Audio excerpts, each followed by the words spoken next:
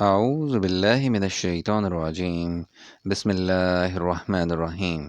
سبحان الله وبحمده، سبحان الله العظيم وبحمده، أستغفر الله. إياك نعبد وإياك نستعين. اللهم صل على محمد وعلى آل محمد كما صليت على إبراهيم وعلى آل إبراهيم إنك حميد مجيد. اللهم بارك على محمد وعلى آل محمد كما باركت على إبراهيم وعلى آل إبراهيم إنك حميد مجيد. رب اشرح لي صدري ويسر لي أمري واحلل عقدة من لساني يفقهوا قولي. السلام علیکم ورحمۃ اللہ وبرکاتہ۔ سورہ مدثر کا ترجمہ بیان کیا جا رہا ہے، آیت نمبر 1 سے لے کر آیت نمبر 56 تک۔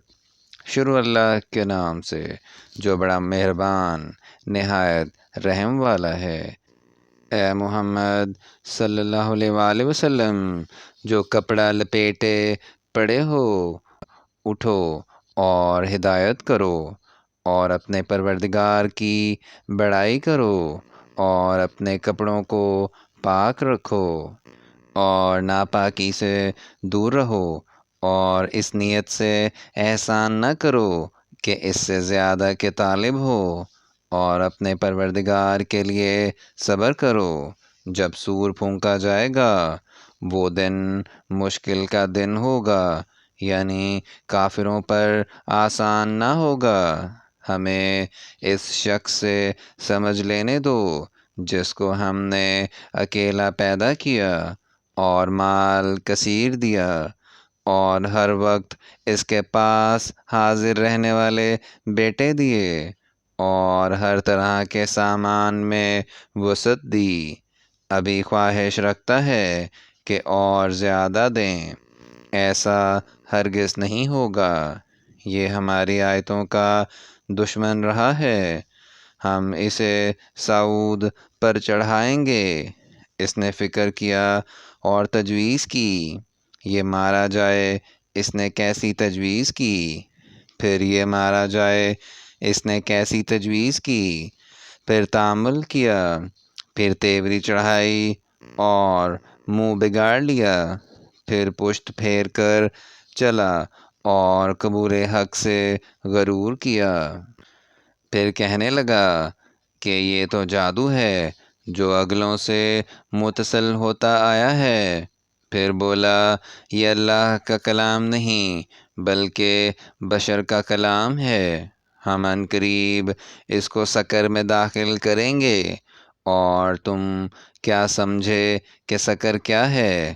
وہ آگ ہے کہ نہ باقی رکھے گی اور نہ چھوڑے گی، اور بدن کو جھلس کر سیاہ کر دے گی۔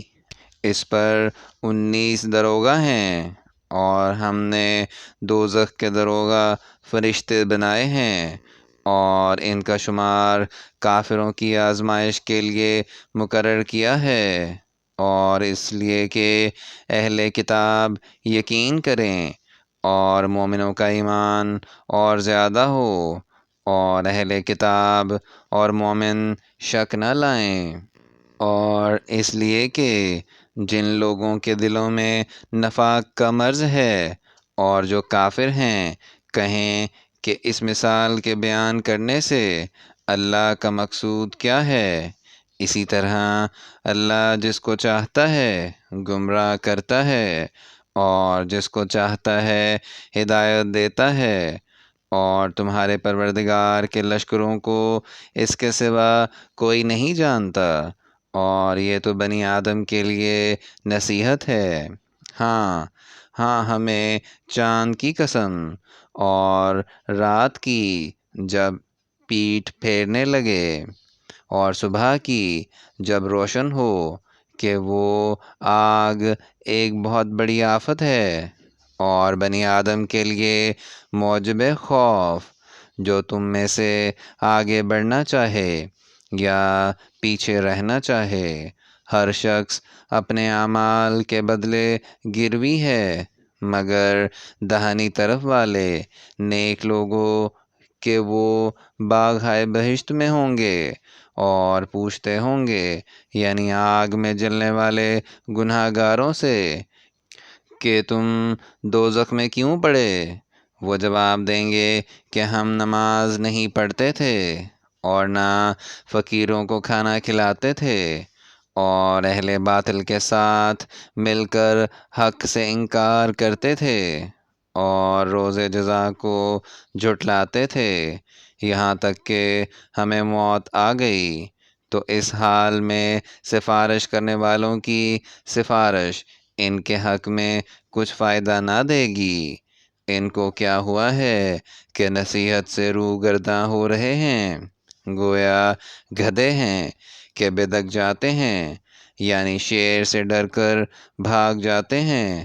اصل یہ ہے کہ ان میں سے ہر شخص یہ چاہتا ہے کہ اس کے پاس کھلی ہوئی کتاب آئے۔ ایسا ہرگز نہیں ہوگا۔ حقیقت یہ ہے کہ ان کو آخرت کا خوف ہی نہیں، کچھ شک نہیں کہ یہ نصیحت ہے۔ تو جو چاہے اسے یاد رکھے، اور یاد بھی تبھی رکھیں گے جب اللہ چاہے۔ وہی ڈرنے کے لائق اور بخشش کا مالک ہے۔ یہاں تک سورہ المدثر کا ترجمہ آیت نمبر 56 تک بیان کر دیا گیا ہے۔ اگر اس میں کوئی غلطی ہو جائے تو ہم اللہ تعالیٰ سے معافی چاہتے ہیں اور دعا ہے کہ اللہ تعالیٰ ہماری ہدایت فرمائے۔ آمین یا رب العالمین۔